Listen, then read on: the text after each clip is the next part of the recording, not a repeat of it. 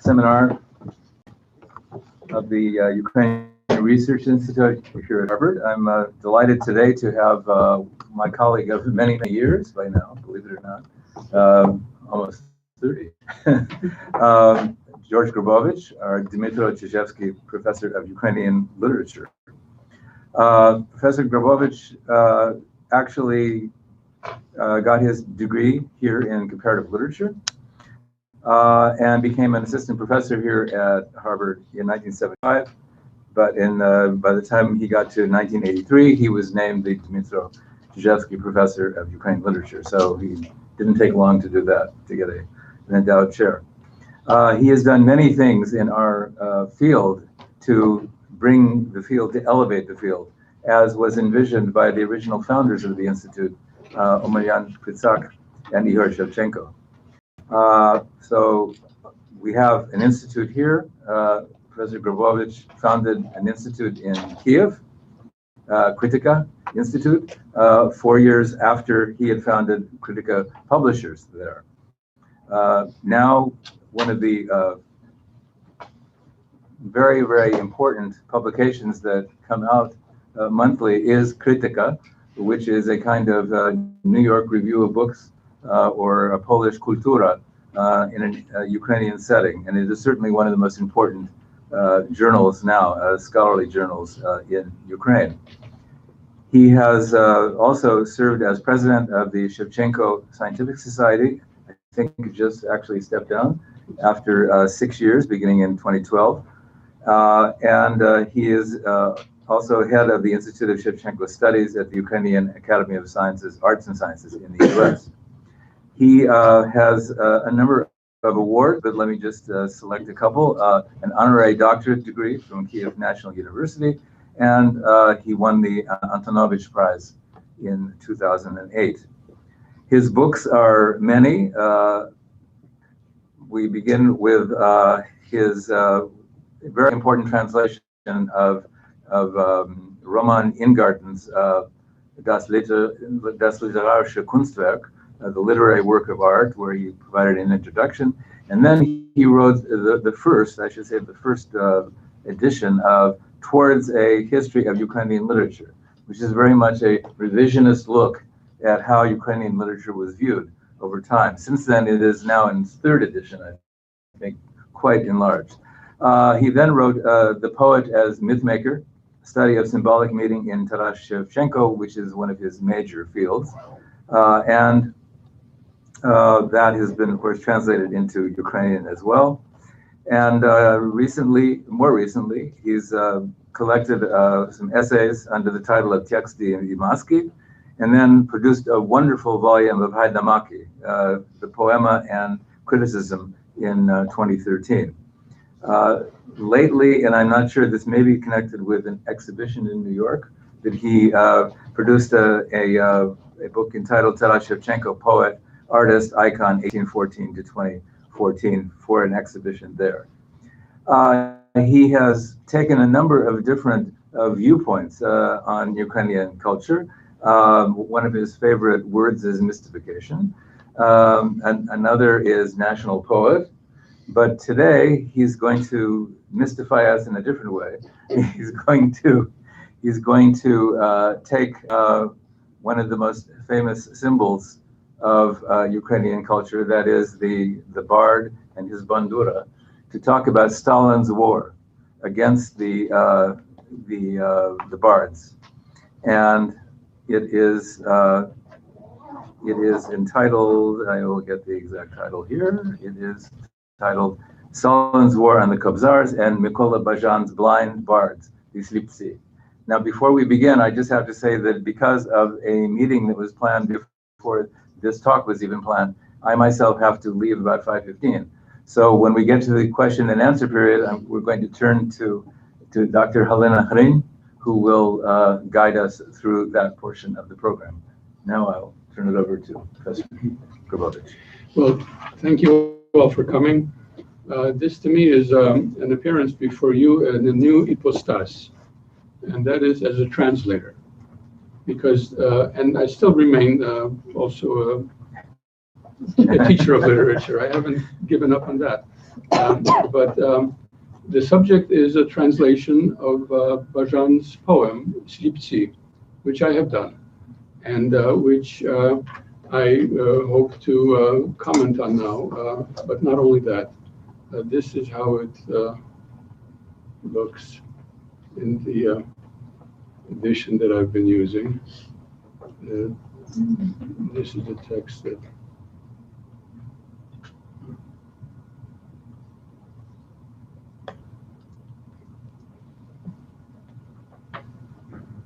the text I've been using. Actually, the text first appeared in 1930 when Mykola Bajan, an eminent poet already then, and recognized, he was only, 26 then. He was born in 1904, he died in 1983, when he published in the Życia i Rewolucja, Life and Revolution, a Kiev-thick journal, the first part of Slipci. The second part appeared soon thereafter in early 1931. So basically this was between October 1930 and April 1931, which, as you all know, is the eve of the Great Famine and the major repressions that were to follow. That poem appeared in two parts, although in the poem it is mentioned that there is a third part, and subsequent speculation was that there were maybe even more. But certainly the poem itself mentions a third part, which has never yet surfaced. However, the response to the poem at that time was maybe not unexpectedly hostile, and very hostile. In fact, it saw the poem as an exercise in Ukrainian nationalism. And in this edition that appeared in 1969, 50 years ago, the Slipci had a second birth, because I didn't finish my thought. After the initial responses to the poem disappeared from sight. It was never reprinted.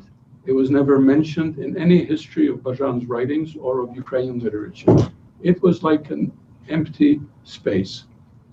And then in 1969 appears this little book, Biblioteka Suchasnosti, with a preface by Bogdan Krauciu, a very fine minor poet and bibliographer and world-class map collector. Harvard University now owns his phenomenal collection of old Ukrainian maps, which we celebrated here several years ago.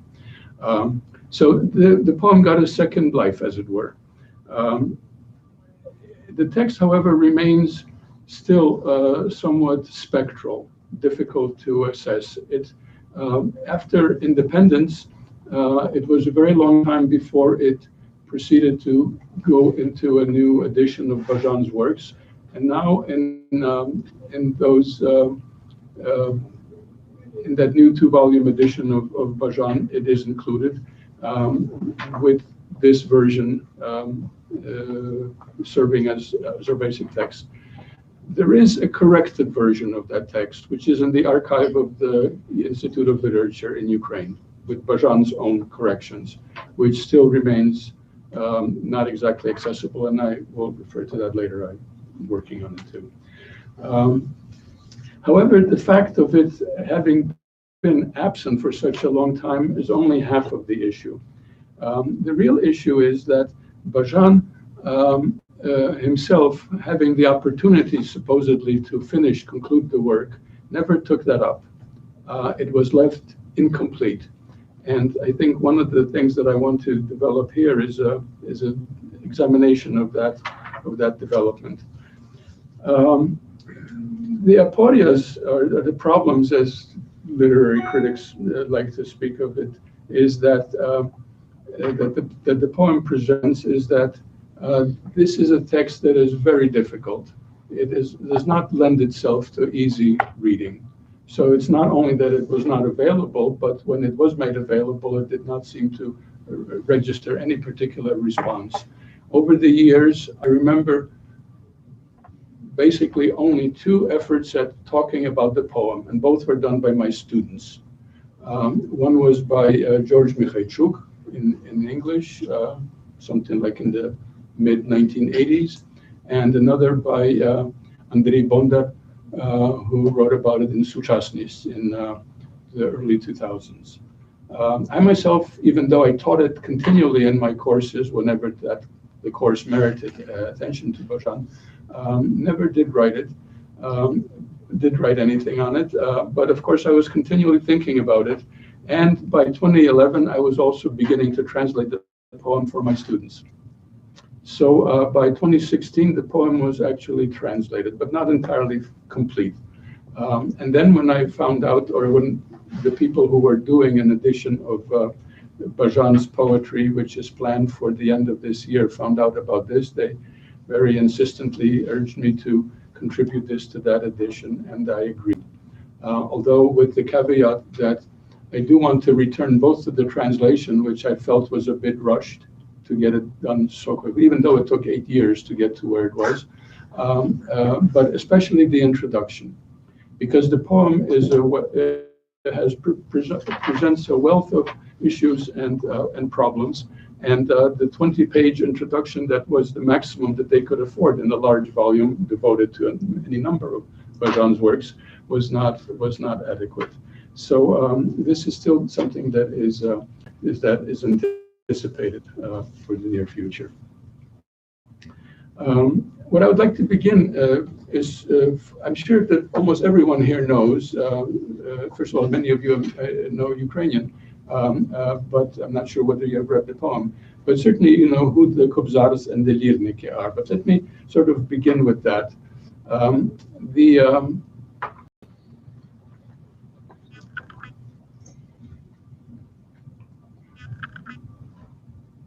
This is a picture of one of them, but you know the origins of interest in Kobzars and Kobzarstvo in Ukraine go back to the beginnings of the national revival in the 19th century, and this is somewhat, you know, zakonomirno. It's something one expects because, for example, German literature had its major revival in the early 19th century also through folkloric and similar modes. That is to say, the discovery of the narod and the discovery of the essential importance of the collective. But in the Ukrainian case, for example, the image here is of Taras Shevchenko's Kobzar. He himself identifies as the Kobzar. The title of his collection of poetry is Kobzar, and the title then, in time, by the end of his life, and certainly after his death, devolves on Shevchenko himself. And here he is using this illustration of an itinerant blind singer with his young guide in a frontispiece that was made by most probably Sternberg. In fact, I think it was Sternberg, his close colleague in the Academy of Arts in Petersburg. The Kobzars were carriers and articulators of tradition. They were, if you will, living witnesses to the life of the collective. And as such, you know, and especially because of the epic and balladic and often heroic narrative that they carried, especially in the Dume, this was seen as a picture or as a vehicle, a conduit to the collective soul. And they had a kind of, if you will, despite their marginality, despite their awful affliction of blindness, they had an existential task of presenting the collective memory to keeping it alive and presenting it to their audience. And as Oksana, my wife, has argued in her article on the Kobzars and performance, it was also an intrinsically dramatic performance. And much of that also obtains in the poem at hand. In the course of the 19th century, the Kobzars and the Lirniki became an object of great interest, folkloric, ethnographic, and similar. Taras Shevchenko, of course, provided the model in his poem Terebenia already in 1839 in that first Kobzar. And this is something that Bajan proceeds to engage, and indeed to polemically engage this.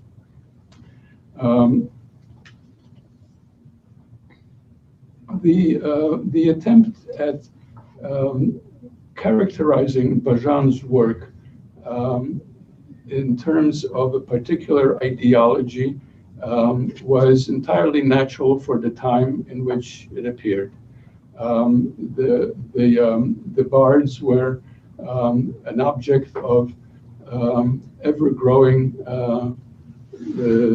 attack on the part of the Soviet authorities. Before doing that, however, let me show you a few more images because I thought that they would be of some interest to you. For example, are these as large as I can get No, them? go down to this? over. No, right. The little screen.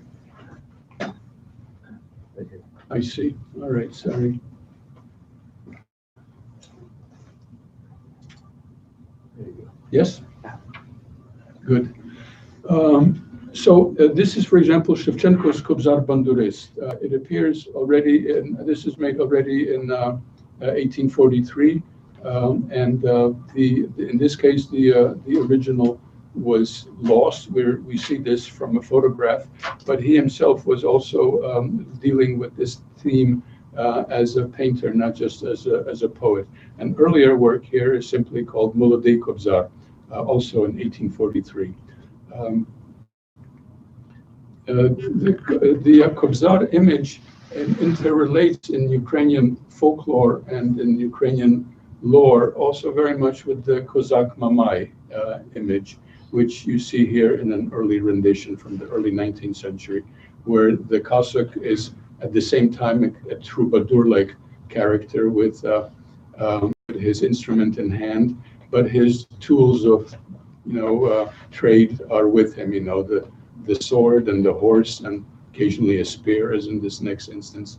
One of the accompanying mythologems or components of the image and the role of these singers is the element of at least recounting battle, or indeed being in some way intrinsically connected to the Cossack experience. This is an undercurrent in the text. In 1880 French print, I don't know if you can see the writing here, it's Type Malheureux, Les Kobzar Ostap Veresayev et un Lirnik. The Lirnik is the person on the left of the image who is playing the hurdy-gurdy. Very interesting and powerful instrument. And the whole of part 2 is devoted to the Lirniki. And then we have the works by Opanas Slastyon, a very important and interesting Ukrainian painter and graphic artist who lived between 1855 and 1933, who devoted much of his attention to Shevchenkiana and studied Kobzarstvo and painted many portraits of various Kobzars and Lirniks. And here the one in question, which I sort of like because it has a particularly elegiac cast to it, is Stepan Artemovich Pasyuha, made in 1910. And then there's another one of also of Slastyon's of the Kobzar Dmitro Skorik. And then moving ahead, I will come to this in a second, to one of the latter Kobzars, one of those destroyed in the repressions, Ivan Kuchuhura Kuchurenko, born in 1878, died in 1937, a leading Ukrainian Kobzar and performer who had worked with Lysenko and Nat Hotkevich, who was a student and researcher into the ethnomusical field and the Dume, who had performed in Warsaw and St. Petersburg and Moscow, and in Ukraine in 19 was already a Narodny artist in the UNR, and then later in the Soviet SSR, in the Soviet Ukraine SSR 1925, also a Narodny artist. However, when the campaign against the Kobzar started in the early 30s, he was arrested and then executed in 1937. We even have, as I hope to show you, in fact, I don't know, if I go out of this, I can enter back, I assume, right? I'm not entirely. So, we have, sometimes, much is said, and in fact, in the film Povodir, which I want to show a few of these clips, I'm not going to show you the whole film, but you can see the whole of it because it's all online. All you have to do is to go to Povodir in Cyrillic. Either Ukrainian or Russian will do, and then comma YouTube, and it's all there. So you're welcome to see it. It's not a bad film, actually. It's an interesting film. But here's what I wanted to show you. In the Povodir, the point I was going to make is, the whole question is, what is the documentation for this event that they are depicting? And the event was, and I might as well get to it now, because that is the subject also of what we're talking on, that to this day, and the film was built on the inertia of that presence, there is a belief, I myself held it for a while, that there was indeed a Congress called by the NKVD of the Kobzars, at which point they arrested all of them and then destroyed them, killed them. It sounds very much like the kind of a thing that the NKVD would do, except that in this case, it does not seem to have really happened. That is to say, there is no archival evidence of this being called. And the NKVD and everything the Soviets did was kept archivally documented.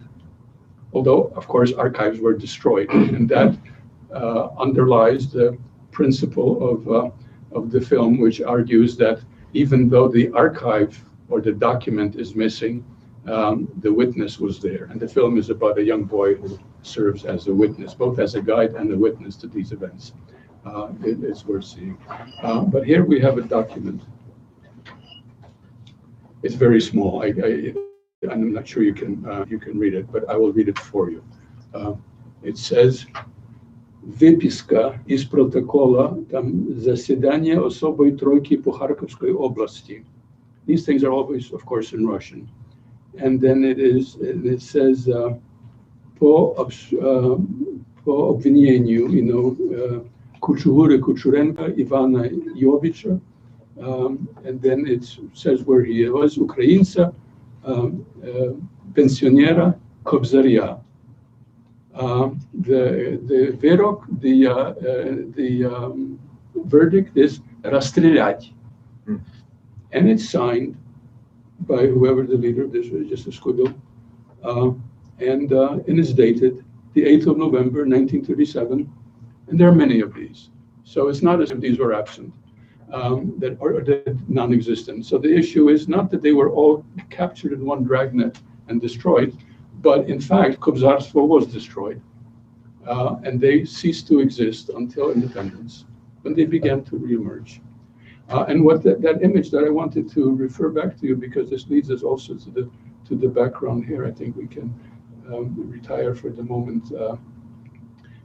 The author is that image of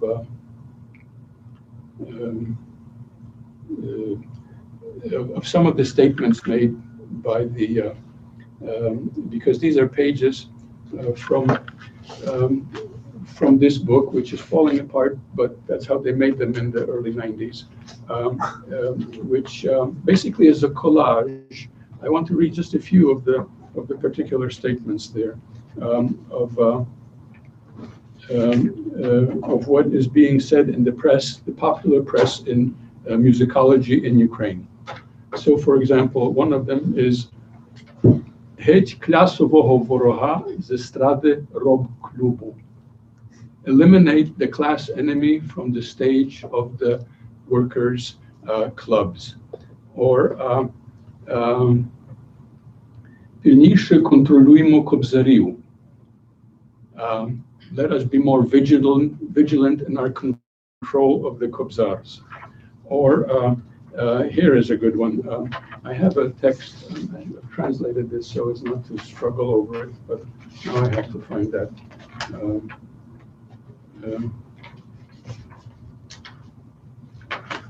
I'll have to translate na chodu. This is by Andriy Khvila, a critic of the day who himself later perished in the purges in 1938. We should not allow Actually, I read it first in Ukrainian so you can hear how it sounds and then translate it quickly. Ми повинні не припустити того, щоб музичний наш фронт був обмежений бандурою і кобзою. Щоб музичний фронт наш був обмежений лише думами про козака Байду. Щоб музичний фронт наш орієнтувався на часи гетьманів. До питання про використання спадщини ми мусимо підходити по більшовицькому, по пролетарському, так як всьому нас вчив. And then the quote breaks off because it's just a collage. We still have to reconstruct the whole text. And this book is really not all that interested. So he says we should not allow that our musical front, of course it was the fashion of the time to speak of all events or all enterprises, be they scholarly, academic, or musical, as fronts. This was the musical front, to be confined to the instruments, the bandura and the kobza. Or the repertoire to the Duma about the Cossack Baida, or that it would refer only to the time of the hetmans. No, we have to look at it in the Bolshevik manner, in the proletarian manner. It's quite evident of where things were leading. But what is also particularly interesting is that and this will allow me to transit to a discussion of the poem itself, is that. And I have this site so I can also show your attention to it.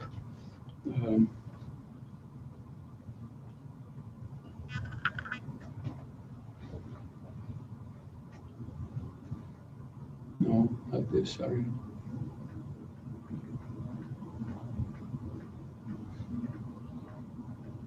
Also not this.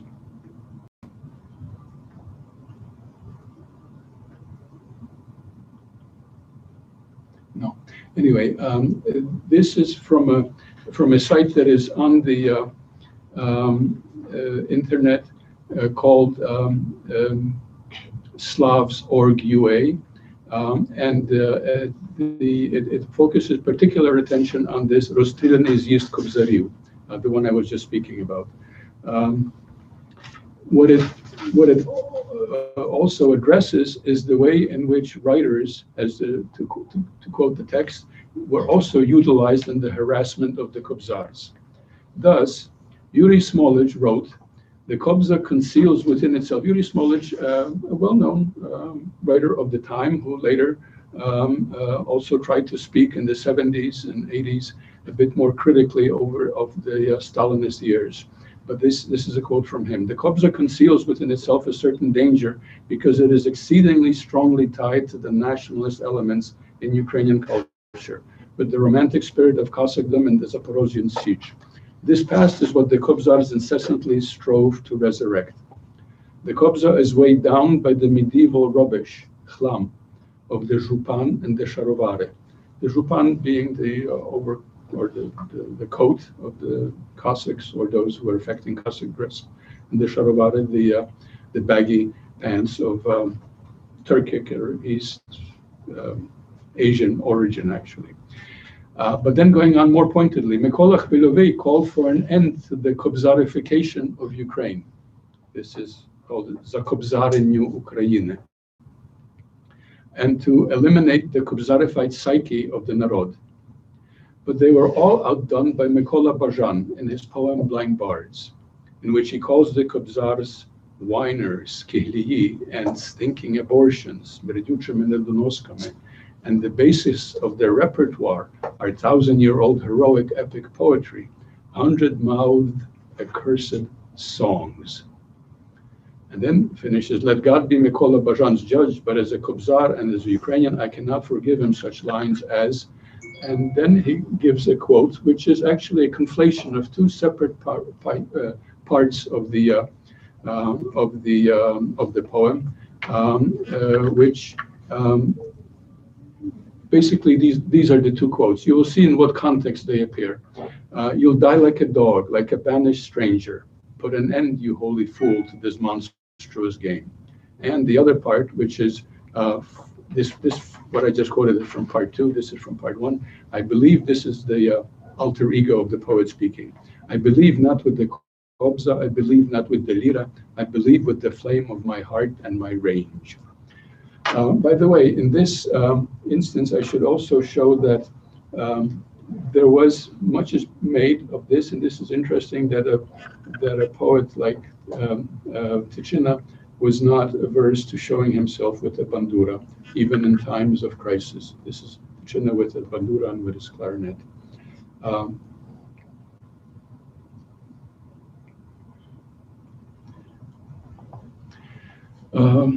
I think that what would be useful now is to actually look at the poem, to speak a bit about how it sounds and what it does and what it tells us about Bajan's work.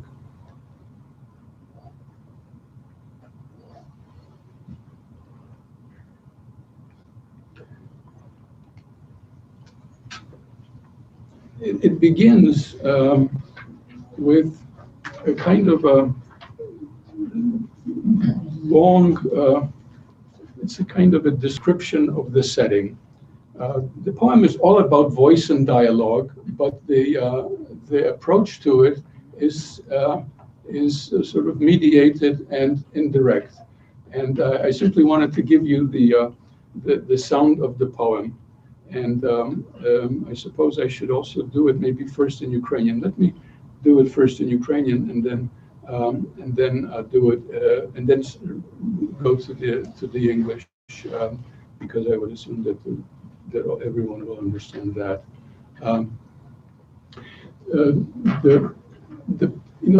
The task of the translator, as Baranchuk puts it, I quote him. I'd like to quote him in some respect here, is to find the semantic dominant of the poem. You can't always get everything, but you have to get some essential core of it, or some essential sounding of it. And in this case, it involves not only, of course, the semantics as such, the imagery, but above all, its rhythm and its rhymes. The rhythm of Slipci is amphibrachic trimeter or tetrameter. And it's maintained really finely, in a fine manner throughout. It's something that is introduced in Shevchenko's Perebendia and also in Shevchenko's Haidamaki. And it has, in the Ukrainian tradition, the equivalence of epic meter, like dactylic hexameter. This is how this part reads. I will give you the English in just a second. Як бранка до них припадає, як тіло солодке ляга, і зілля татарське аєр холодна скрипуча куга, хрумтить на долівці вертепу, як гість бітьми розімне, цей поріс татарського степу, клечення запашне. Шумить над лавками, над піччю, і раптом, гойднувшись, майне странному гостю в обличчя, клечення маю майне.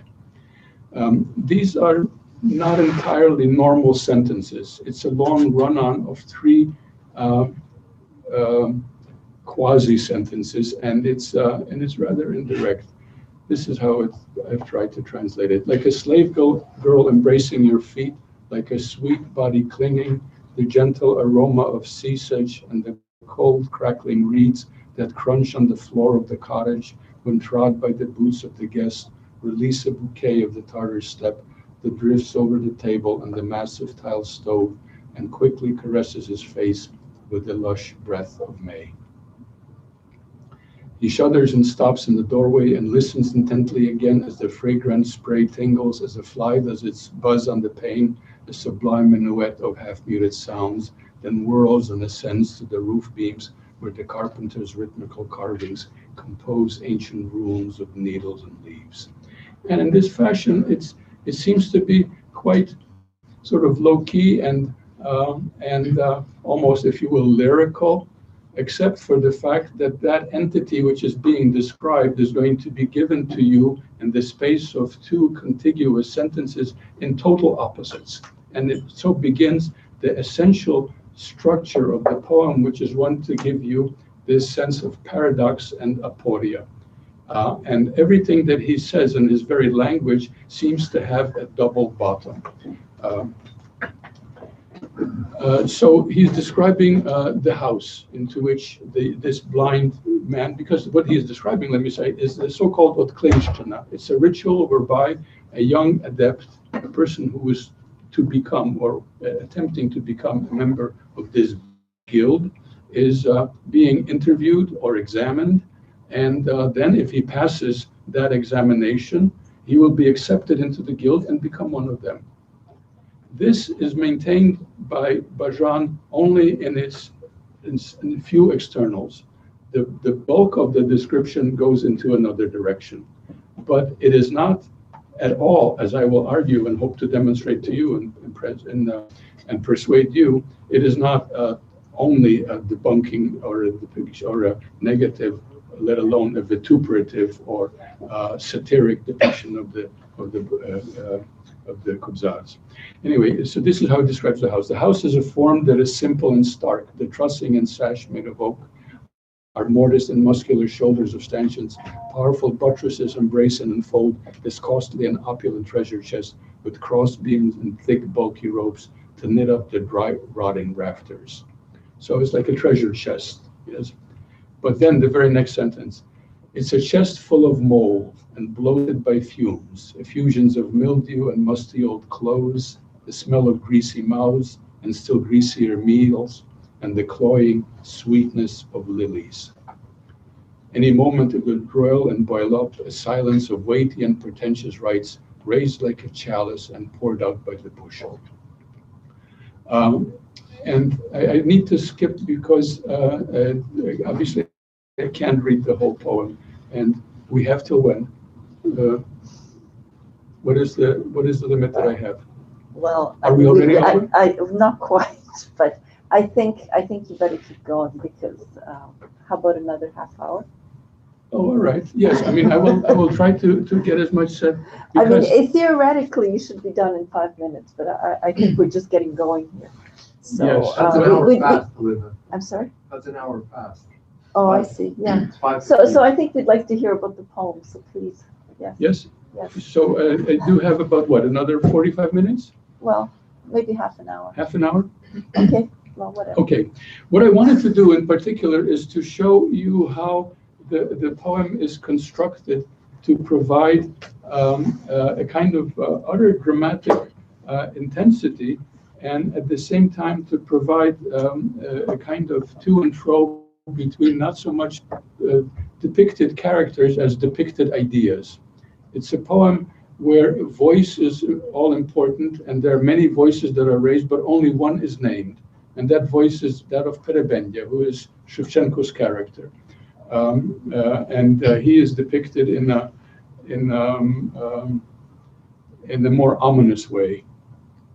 So let me just give you another moment here.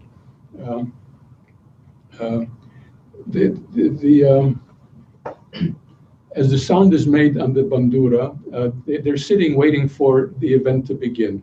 But when the bandura that hangs on the wall rings out its coppery and simple sound, can you see this? Is this evident? Yes? Okay. As the shuddering brass abruptly resounds to the terrified guests, the Kubzars turned around, and their yellowish orbs distend and swell in their craters of wrinkles. Bajan is not at all constrained about being totally physical, indeed naturalistic, in the description of their affliction. The actual diseases of the eyes, this is never in any way avoided or circled around. He is confronting it in the most, if you will, radical way, which in a sense is doing justice to this predicament. Shevchenko's Perebendya, we know he is blind, but that blindness is never demonstrated, is never seen. Here it is actually in a way confronted. In swollen their craters of wrinkles, suffused with a mute curiosity, and gorging and throbbing in their hollows, dilating with sickly secretions, and 21 graying heads stared at 41 eyes. Who goes there? Hey, you better respond. A gate crasher with gall. Who's this vagabond? From what damn hole in the wall? And his answer, good mentors, kind teachers, peripatetic brothers, bandurists, lyrists, and fiddlers, vigilant guardians of song. I'm but a pupil of the blind community, a servant of my teacher and master, one of those who nurtures the lore of the Turban's abandoned arcana. I've come to obtain my release. This is the Odklinshchina, to earn my acceptance as equal in kin to become one of you and embrace this heavy and tedious grace of blind and devious service. Why is this service devious? A kind of recurring refrain in the poem is that it is not what it purports to be, that it is something else. And it can, of course, be ascribed to this, if you will, campaign against the Kobzars. But I think that it's considerably deeper, and there is more to it. So here the Perebendya, the master, gets up and responds to the adept who is coming. Slowly the master gets up from his bunch, a menacing master of a beggarly bunch. Young man, you are clearly confused and half-baked, so to the diffident novice he starts to address. You want to begin the Kobzar's release? You have come to receive manumission, but maybe you've come with hardly a thought. Just listen and ponder. And he says, you're taking the bandura, not the shield and some armor. You're out there to beg, not to duel. It's a kind of constant reminder that these are the lowest of the low, that they are going to be beggars, and their only sort of task is to provide, to perform their mission in this form. And when he says this to the young man, he says, "I'm ready for all, and for humiliation as well." But here's what I wanted to spend a few moments describing, and then to move on, because indeed we don't have much time, so I won't be able to illustrate everything by the text. Actually, I made a mistake. You have like half an hour plus another 10 minutes. All right, thank you. I couldn't see. In describing, the dialogue is between, both in the first part and in the second part, is between representatives of the old order and the young Kobzar, except that dialogicity in the first part begins only near the end, when the young Kobzar, having been inducted into this guild, witnesses the kind of feast that they prepare afterwards, and that feast is seen by him as utterly gross and contemptuously inappropriate. It is a black mass. In fact, Bajan shows almost no evidence or no instances of the religious component that accompanied these rituals. No prayers, only occasional references, as if this has been made unreligious or de-religified. But what he does emphasize, and this is almost a compensation for that, or perhaps even more than a compensation for that, he emphasizes the chthonic nature of this phenomenon. It comes from the underworld, from the underground. It is, in a sense, the real objective correlative, as Eliot would say, of the collective unconscious. Because the songs are continually compared, as in this long simile that is presented in the first part of the poem, and I think one of the best long epic similes in Ukrainian literature, of an underground Dnieper that flows under the ground and emerges in each and every one bandura through the sound hole. The music is that water that comes from below, and this is how the elder who is inducting the young man says his. He says, a threefold magical mixture of herbs to slake the thirst of mute listeners for reflection, for grief, and for joy. Anathemized poison, proklata otruta. Why is it otruta? Why would he call it that? And why proklata? Why anathemized or cursed? I use anathemized, it scans better. Anathemized poison, anathemized water, encased in the strings as in armor. The strings themselves seen as a form of armor. There's this constant indication of a kind of, and then later the siege that hunkers down around them. Encased in the strings as an armor, can this ancient and underground river run dry? Can the underground songs ever vanish? The reclusive old bards preserved for all time in the resonant shells of the torban. The torban or the turban is another early name for the bandura. of the Torban, the unbearable weight of waters pent up in the deepest stonework of wells. Buckling the rim, deforming the facing, water gurgles and thunders heavy as ore in a stream that is thickened like steel. It pools and secretly fills the well floor and shines like the shield of broken knighthood. I have to move this and it doesn't want to move. Here it is. Like the shield of broken up knighthood, polished by winds and by sword, it's a shield which the heirs then discarded.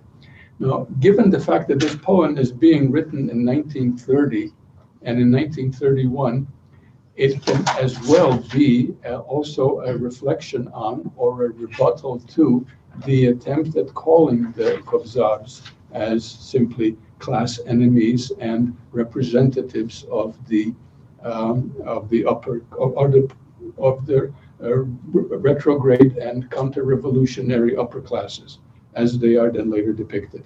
In a sense, Bajan is giving us two different narratives, even in the first part. In the second part, which I have to translate very quickly too, because otherwise I will speak only about half of the poem, it becomes even more problematic or ambivalent, because there is no one authorial voice. In all the voices that are raised in the poem, the voice of the poet seldom emerges. But when it does, it is very special, and in the second part, not at all putting, as it were, his thumb on the scales. He does so in the first part to some extent, but it is, I think, as a point of recovery. So let me just conclude this part. He says, and underground Dnieper, and conduits of stone and resonant wells, they suddenly pool at the bottom and stare like the eye of primordial land, like the lifeless water of werewolves. Their stars shine on, embers of suffering glow, the storms come and go, and the people bow low over the morbid and vigilant eye of the earth, over the occluded lens that sees all. Reflections of storms and of men and their deeds are refracted and bloated and spread like a mist over unsighted depths of the earth's bottomless beaker. In any case, the point that is made here too is that the blind bards are also guides. As he puts it directly, this is the injunction to the adept who is coming. Go through the villages, orchards, and fields in your all-seeing blindness and silence. O blind guide, look sharply and lead the crowds that are blinder than you. This is interrupted by the bringing in of food, and what should have been announced or prepared as a religious experience is presented as a kind of blasphemous black mass. So, for example, here is the old man who is conducting the elder who is conducting this manumission. He speaks of what are their alms.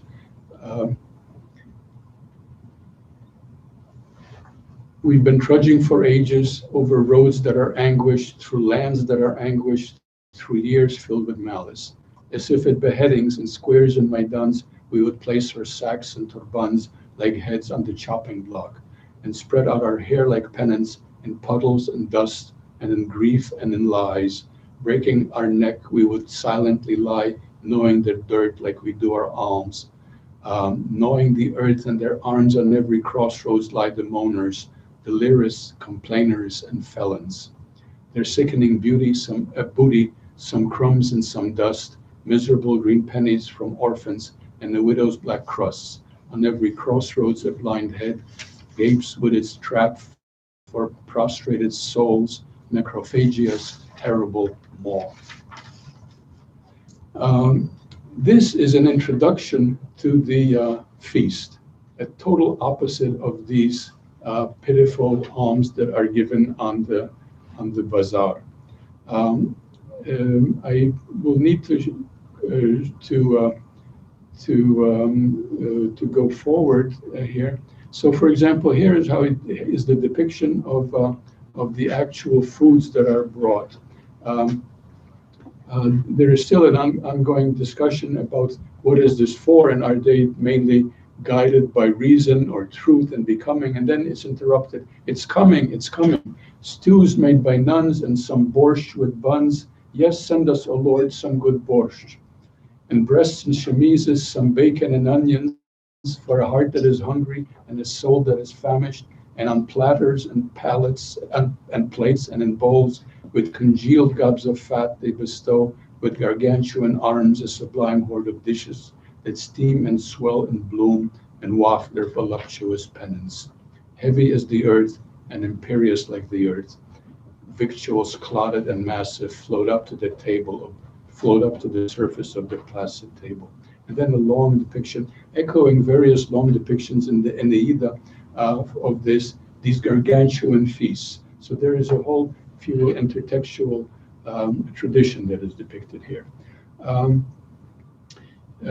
After this, the young Kobzar sees this as an entire fraud, and he attacks it. He attacks the reality of what he has just seen.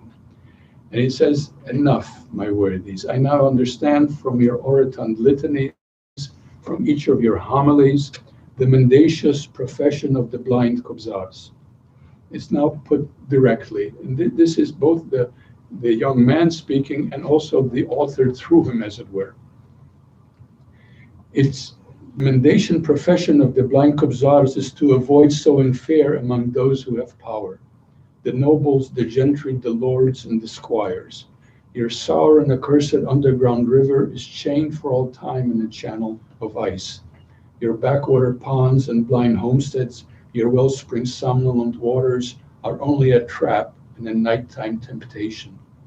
Nations may roar, peoples may perish. With a song it is easier to die on the road, but I cannot die, or rather I will not.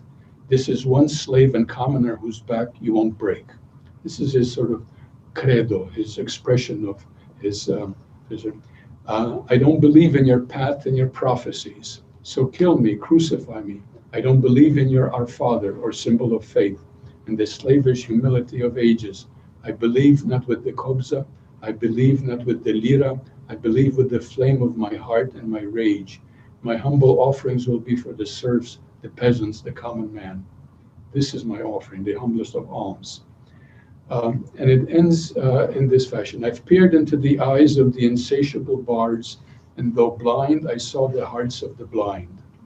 So let's put an end to this shame-ridden farce. Show me the door, the door. Where's the door?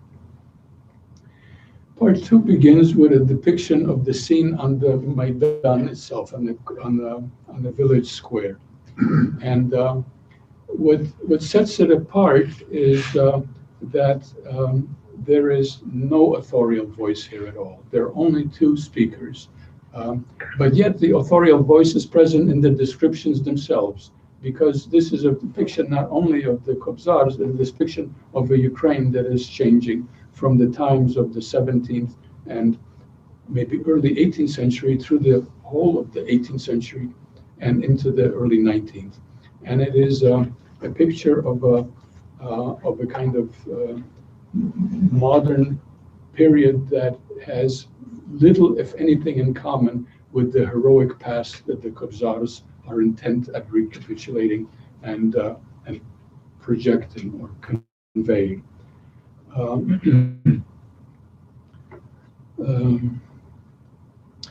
What is provided here, I suppose I should give, to take a break here, I wanted to give you, because otherwise this will not get voiced, to take a short break here so that, has everyone here heard the lira? Do you know how the lira sounds? I would like to give you a kind of a short example of that so that you can now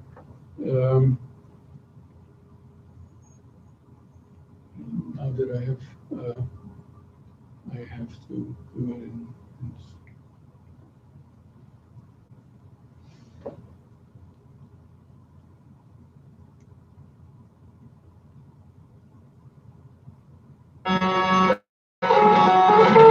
this is is a cant, so it's a religious song. Славнім граді во Єрусалимі, славнім граді во Єрусалимі, This is about exceed the man там of God. заходив і Господа просив.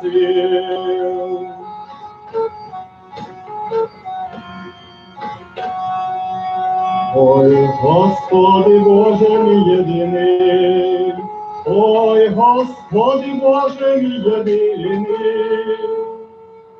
дай мені хоч одно єдине.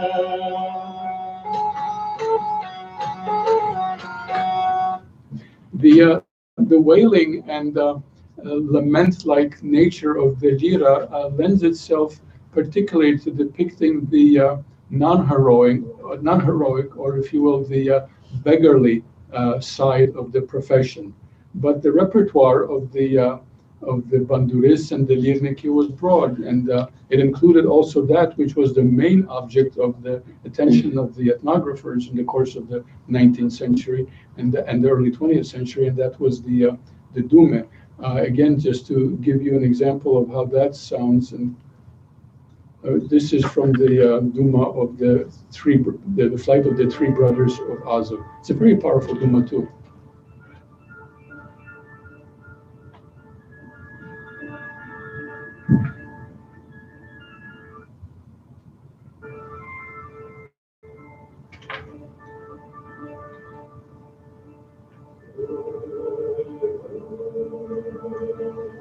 Make it longer.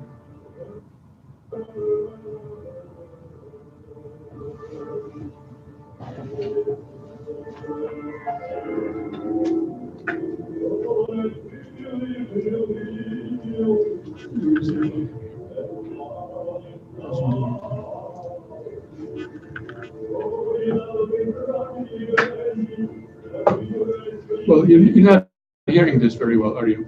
So I think. Okay. Huh? Is it okay?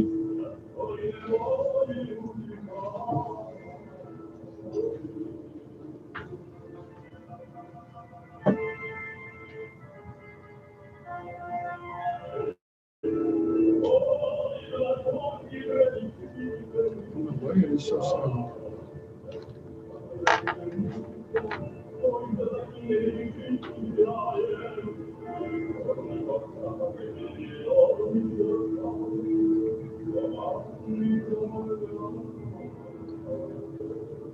This is the Duma about the flight of the three brothers from Azov, two of them on horseback, one on foot, and the youngest one on foot, and he is asking them to wait up for him and to give him a hand to take him along.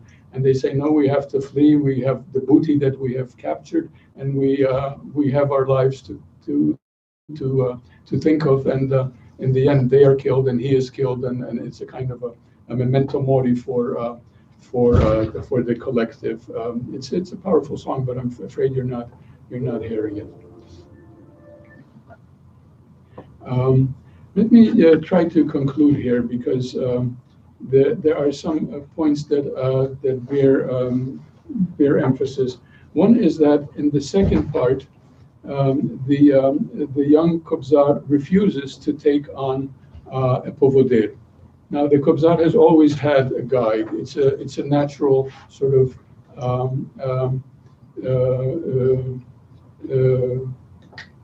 part of the guild and of the trade, but he is almost on the brink of accepting that, and the young man is ready to accept this task.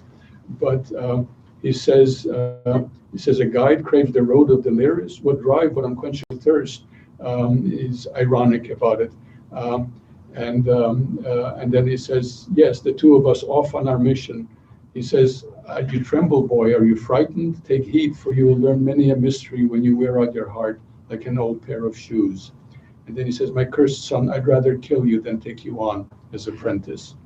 How hard to set off on your road for the doubly betrayed and the twice banished. And he does not take him. He disappears into the distance, going by himself. And here, without any warning, as it were, the author introduces a totally different moment, a different scene. The drama is occurring without any external indications that this action is in the offing. So he stood for a moment, then trudged along the wattle fence and disappeared in the distance, far beyond the hill. And then this begins. No signal. Creaking and bursting their woven retrussing, imposing their bulk on bulging axles, the high-browed and hulking wagons roll in like proud and inestimable coffers, exposing gigantic rungs, dilated to the joy of commerce, displaying their fragrant and colorful wares, and rainbows of juices, of fruits and of herbs, overflowing their bountiful sacks, they spill piles of edible succulent treasures out of pride, for display and for trade. In his battle for fortune, the owner has brought here his majestic fortress on gargantuan wheels. And the natural jewel of this prince of meadows, this sovereign of fields and of ponds, he stands by his wagon with straw hat pushed back as under a halo. He basks, this voyevoda of the valley, hero of the homestead, prince of the hay fields and barns. This is the new elite, the voyevoda of the valley, the rich, if you will, landowner of Cossack background, no longer warriors, but, if you will, merchants and producers from this breadbasket of Europe, as it was called. And the depiction is, it is somewhat counter to the populist and also to the Soviet and socialist realist depiction of the peasantry. This is hardly the way it would be, and of course, it's not really the peasant. It is something in between. It's a landowner, but also these gargantuan, or if you will, Boychukian features. Boychuk, one of the modernists who was particularly focused on this solidity of form.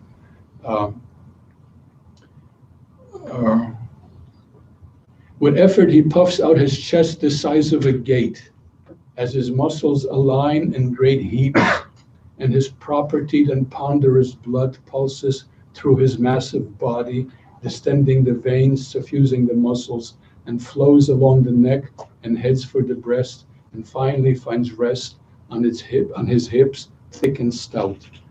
The owner is all self-absorption, as the heat bathes his body, congealing the liquid into meat and to lard. The owner wants things that are soft and well-fashioned, whether women or songs. He's all ears like a scout, to the wailing of wolves and the screaming of eagles, as avarice trumpets his rule on the Maidan, and enters each gaping black maw, be it open from vodka, fatigue, or from song. And lo, there they are, songs of taverns and bathhouses, and it becomes an introduction into the repertoire of the blind bards. And here I have to go forward to go by this. The bulk of the second part contains a discussion between the old and the young bards, and the young one, who is the one who was, by all indications, the one who went to the guild in the first part, is still skeptical, and he continuously asks the question, what is the purpose of your calling? Do you ever leave any happiness behind, or is it just your illegitimate offsprings that you leave behind? And this is what he says to the old man who he's discussing with. And this is where I think the authorial voice comes through very strongly. He says, eyeless, I was left to observe the world, a sightless beggar, a wandering bard. And there is much that I saw. It's not the first time I ask it. Is it the last? I don't know, but for sure not the first. You know, old man, there are all kinds of forts, but doubt is the biggest of all. I assault doubt like the ruins of a huge gate. I excavate doubt. I beat it. I turn it inside out. Into every crack and every seam, I insert my fingers, all bloody. You think just like that, by blowing a trumpet, you'll break through, cross the moat, breach the walls? No. In your fierce and desperate sortie, your head will be the battering ram, butting at the everyday madness, the perpetual swirl of thought that rings in your head and explodes into fragments. It's easy to break your skull, much harder to break doubt, to pin it and step on its throat. The void will gnaw and whirl on in pain. And then finally this, indecision circle turns souls into corpses. So conquer it, break through, overcome it, get out like a man, not a martyr. You hear me, a man. In her recent book on Mykola Bajan, Vera Eheyeva, this book. It's a very fine book, actually, published last year. It's called Візерунок на камені. Mykola Bajan, Życiopis neradянського poeta. So she puts neradянського in parentheses, like the old postmodernists did, the deconstructionists. Soviet or non-Soviet, in any case, but otherwise it's a perfectly fine book, and she uses this as a title of one of her chapters, How to Be Not a Martyr, but a Man. Bajan in 1937 wrote a translation of Shota Rustavelis, the famous Georgian poet, a translation into Ukrainian of the Knight in a Tiger's Skin, which Stalin somehow got wind of and liked it. I don't know if he read it all, but he liked some of it. At least it was a Georgian poet's 12th century, to be sure, rather 13th century Georgian poet's epic poem, which was translated into Ukrainian. And he said, apparently wrote by his own hand, on the top of the list for those who should receive a Lenin Prize. So in 1938, Bajan received the Lenin Prize, and then his life was more secure. But from what sounds in this poem and in later poems too, he never felt totally secure. I really need to bring this to an end, yes? Let me just give you the last parts of the poem, because it's a constant dialogue which ultimately does not eventuate in a clear minute. But there is one thing that is, the poem is called a historical poem. There is very little history in it. There is some history, there's no history in the first part, simply no historical allusions at all. In the second part, there are. For example, here is one. When the old man is on the one hand, he is complaining the young man is complaining about the fact of total commercialization, that everything has been turned into a money-making enterprise. So he says to the young man, says to the prophet, say it, the prophetic blind bards are bazaar con men and ranters. Say it, the Cossack bard is now a comedian and blowhard. I know the world's changing and the bloody fires of old appear in new guises. The glow on the horizon is the pig farmer roasting his pigs. Hey, old man, hey, the Cossacks not bringing back captives from Tatar captivity. This is a major leitmotif in the heroic Dume of battling the Tatars and the Turks and bringing back captives from Turkish captivity. Marusia Boguslavka, Alexei Popovich, any number of Dume. No, he's herding meek sheep for the merchants at market, and sheep wool and a dog's tail for good measure gets hauled off in carts to the mills and stores and estates by diligent owners, the industrious Cossacks. They cut stands of oak centuries old and majestic. They cut the sainted oak from the time of the hetmans to use its bark for tanning, for leather, for belts, and for boots. Recycling the Cossack companion, his faithful steed, and the long-horned oxen of Shumak lore, they're all flayed alive by Cossacks for profit. The glass for carafes and for goblets comes from that sand that was soaked in ancestors' blood, and so on. Anyway, but here is what the young man says to the old man says to him that this is one half of the story, because the other half is that the past that was full of conflict and strife and bloodshed, of the Hetman period, of the Kuliushana and the Haidamak period, all of that has gone. He says to the young man, "Be still, you holy fool, be still. Your heart's too ignoble to tell us the past. Lie down in your wise and rational order, and let your frenzied thoughts rest in peace. They're all in such constant turmoil. I'm now just a step away from my grave so I can speak as I die. Much more blessed than ceaseless contention is sheer Cossack bounty, honest fruit of honest labor, for the world and its deeds are truly in flux, and herds are now grazing on the fields around Kodnia." Kodnia was that place where the Polish authorities gathered all the Haidamaks they captured and tortured and executed them there. So the Cossack can rightfully gather around him all the gifts of nature Ukraine has to offer: sweet wheat and sharp calcium salts, fish that melt in your mouth, and linden tree honey, and the country wide open to a good wind that fructifies seed and gladdens the heart. The bazaar is ending, and he is still talking like this. And then the young man says, which I think are the most powerful lines of the poem. I skip here the part about Poletika and Kochubei Revucha. I need to conclude. And this is what he sees. He says, "Old man," and this is Bajan now speaking for his period. I think if the poem is a historical poem in any way, it is historical by being a historical poem of the Stalinist period, because this, as strong as any, is a depiction on the eve of the repressions of Bajan's sense of it.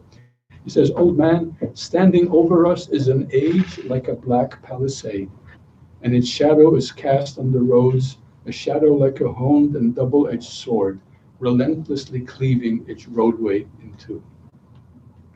The sky is all strange and the clouds are ominous. There's a smell of gunshot and rain and corruption. Whole forests bend as powerful winds swirl in higher and ever-expanding gyres. The winds attain a still higher flight. The airstream shifts from its earlier pattern as the gale now selects a different tack and seeks out new goals of which we know nothing." And then this macabre vision of a kind of a collective burial plot. Analogous perhaps, although Bajan could not have known it then because it was just in the writing, indeed written sometime later, of Andrei Platonov's Kotlovan, the foundation pit, where the foundation is being created for the whole collective as a collective grave. Perhaps I'll come back to refute your vision, your eye that's sucked out and your festering wound. And perhaps your own guide will lead you to a gravesite that's bare and forsake his despair. The old man will stop and the grandson will say, "Look, the coffin is buried deep in the ground," but he will not see the son in his grandson because he once did not recognize the son, like a total disjunction between generations. For the dead will lie down and others will rise up. For a new time will come and a new people with it, who in their clever, strange, and malicious way will call me a craven intruder, and may be blind, emaciated, and a wrench to boot. What answer will I give? That the companions of my blind wanderings were ignorant and lowly? That all the living parts, the tiniest roots, were ripped out from my empty sockets? Or that I would always meander through byways and dead ends and alleys and never could see the mystery and wonder of the living world, like the flight of a bird because of my blindness. And then, of course, the dilation on fear, the fear of the world. How can one not see you, not hear you, when one listens to the roads? He goes off into the, he goes off. The old man tells him, "You'll die like a dog, like a banished stranger. Put an end, you holy fool, to this monstrous game." That very quote that I read you, that was taken out of context. And says to him, "Why are you sitting here? Get up and get going, and I'll die right here on my own bazaar." And the younger one got up, and the sway of his clothes wafted to the old man from a distance a gamut of all too familiar smells, of decay and of sweat, of onions and mold, The bar did not stir, did not cast a glance. His hand only stroked the wheel of the lira.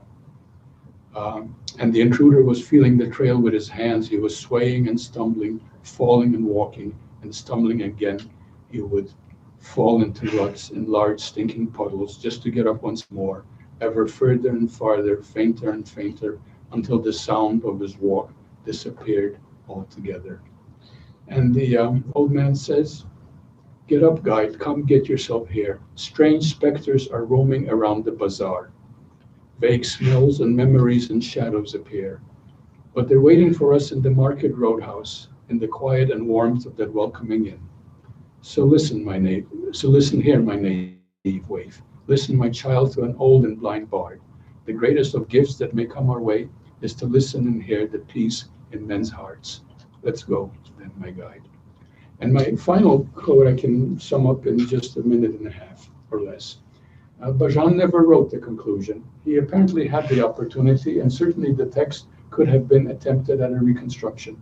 I think that he intuited strongly that any conclusion, as he did in his triptych on the buildings that we have recently done in a class, would have been only a kind of non-problematic affirmation of the state of affairs. He left the poem ambivalent and open, left it to breathe until a freer time. And that's how it reads for us now.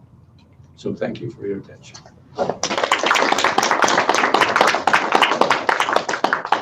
Wow, thank you very much. I think in addition to your elaborations, the big elephant in the room is this absolutely incredible translation that we just heard of a very, very complicated, difficult poem. Sometimes translations, I mean, I've been told that about my own, make something much more understandable than it is in the original language, and I think this is one such case. The problematics are, of course, still very convoluted and difficult, but I mean, the wording in the language has really come to life. So I think you deserve an extra hand for that. I'm sorry that this may have been too technical or too undramatic for you. I felt that I wanted to have the poem speak for itself. I mean, how can I speak about the poem if you don't hear the poem, if you don't actually read it? But at the same time, clearly, there are many angles on it, and I don't want to get into another. It's just time for you all to ask questions. So I think, if there are questions, but we will take 3 at a time. So no, just quick comment. I'm sorry. Oh, wait, I'm sorry. Yes, one. Go ahead. Yes. Yeah, just there are so many issues here that we could spend next 2 hours on that. But just a couple of quick things. Bajan was clearly conflicted about Świecie, about Kobzari. He could not understand their true nature. And this whole thing of sacred and profane. Kobzari were very, very conscious of it, that they have 2 sides. One is the gift from God, which is the sacred, and the other is this curse, the curse of blindness, of being abused when they performed. They were abused when they went to, number of places where they performed. That was their performance. So, and they were chased away from the church grounds by priests sometimes because they were not allowed to be there. Things were stolen from them, and they were miserable. So they had this sense of being miserable and whining because they whined, because their life was very difficult. But when they went into performance, they opened up this deep, deep well, which was gift from God, which was basically all their singing. And their singing was to influence the audience as much as possible and transform the audience in a sense of their emotion, bringing compassion, bringing self-reflection, and the total transformation. So it was a both process. They went into transformation themselves, because it was very powerful emotional transformation. And the audience went into transformation because some of the parts of the audience, they were crying when they were performing. And the other side, more profane side of that, was practical. Basic side was that this, bringing this audience to that level produced generosity. So the audience, in reciprocal thing, was giving them money, giving them clothes, giving them support and whatever. So they wanted this audience on the very pragmatic level to bring them to that level. But this was very spontaneous. When they were performing, most of the time they were not aware of the other side. So these two sides were working side by side. Bajan could not understand that. Why one can be this and can be that. It's a basic human nature. And it's a basic normal part of that. If you operate in the judgmental way, in black and white, then you run this conflict that you can't resolve it. But it is both realities, is horizontal and vertical realities, both realities which are in play and work side by side. Thank you. Yes, go ahead. I mean, I would basically agree with that, except for the fact that there is a dynamic in the poem that suggests that he simply, on the surface level, moves from a much more, if you will, ideologically constrained or unambiguous cast or tenor of the first part into a second part that is much more open and problematic and ambivalent. Both spokesmen of have their truth. He is not using the authorial voice to sway it in one way or the other. Although probably it's not. Yeah, I think he was very much aware also of this internal contradiction. Okay, well, we'll take a few more questions then. Ostap, anybody else for now? Please.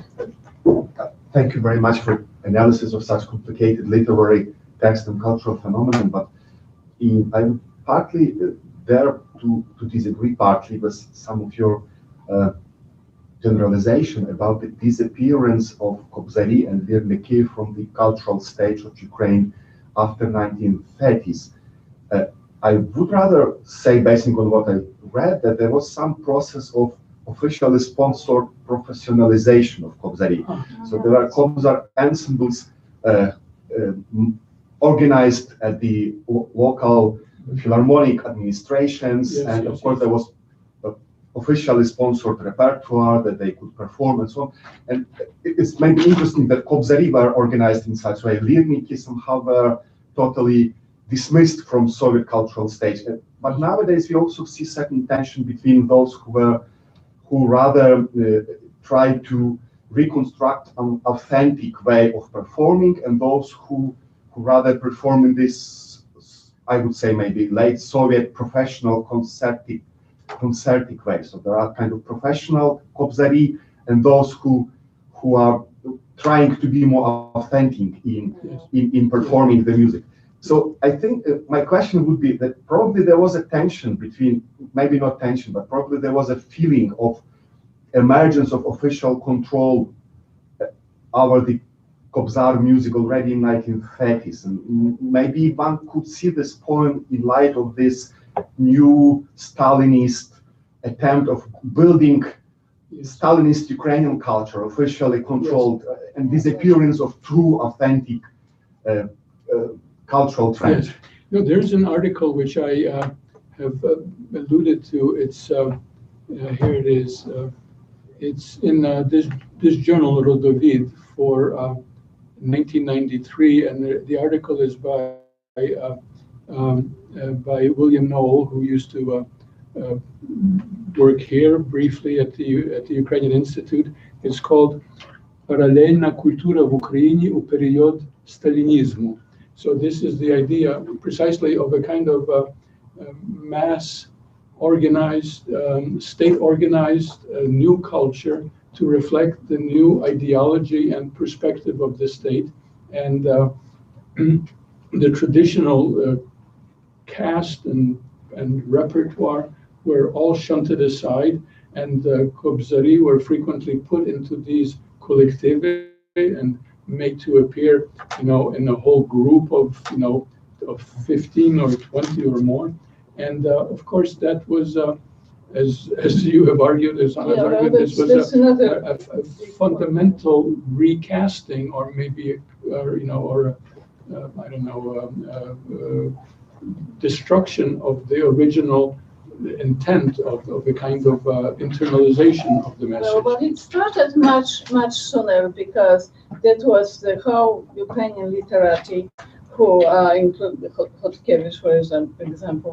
They when they discovered some Kobzari, they tried to make them into ideological objects. These are the former Cossacks, and they sing, Chwała Ukraini, and so on and so forth. And that was their intention. And the other side, so this whole movement of Kobzari, from the performance, individual performance, traditional, which was basically structured by guild, into the stage. And that was the first movement. And after that, when the Soviet performances caught up again, so they used that as to glorify the Soviet state, again, movement from. But Kobzari and Lirniki, they had parallel lives. They have two dual lives. So part of them performed on this, ensembles, big ensembles on the stage. But after the performance, they went and they begged in the villages. And this continued all the time. Kuchurenko, he had this problem because he was caught twice and punished for that. Because in the Soviet era and in the 30s, well, late 20s actually, they prohibited them from going into the villages. They could only perform on stage. That's what they allowed. But they broke that rule, and they went and performed in the villages in the traditional way. They were trained, and they, suffered imprisonment. They suffered punishment, and so on and so forth. Yeah. So So, any other questions at this point? Thank you. Well, I guess I have. You have your I have- comment that I would like to. I have. I have comments. I've been trying to formulate it into a question, but I guess it would be one. Do you not think that? For me, I think a lot of this centers, just from a purely formalist point of view, this kind of grotesque aspect to it. I see it something as kind of a little bit of a formal thing. It comes up in his Hoffmann und Nietzsche, this gorging on food. I mean, it's almost like Otto Dix type. Yes. Kind of art. So part of it is deliberate. In addition, I mean, he's got a very interesting subject, and of course, all of those issues that you're discussing, the core issues are there as well. But there's also this other formal layer over top of it that he's kind of that he's working as well.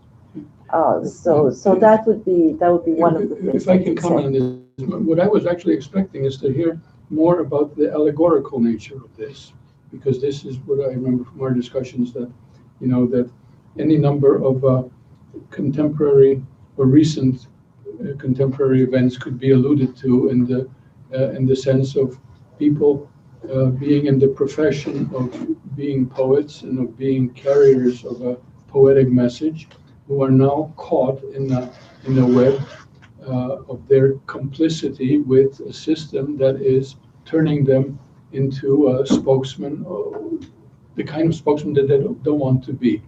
And so, I mean, this is what was faced by Chwilowy and Vaplité, and I mean, they dissolved each other, and I mean, the Vaplité was dissolved, and Literatурный Ярмарок was dissolved, but the sense of their predicament was very strong.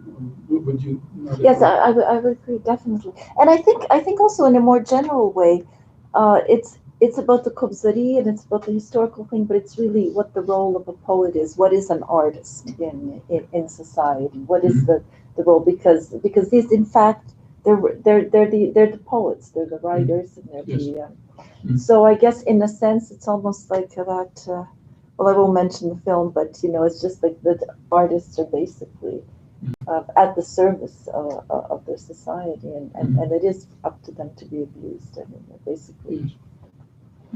So I mean, there's just so many layers to this thing that I found that you really. I think that again, the fact that it's been translated and now made available and can enter kind of a more universal discussion, I think is extremely important, because it's a poem that, to my mind, it goes far beyond the Ukrainian, even though it's very rooted in the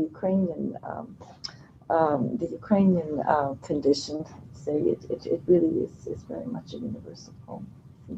So that's not a question. That's a little bit more pontificating. So is there anything else? If not, then I think we can thank our speaker for a very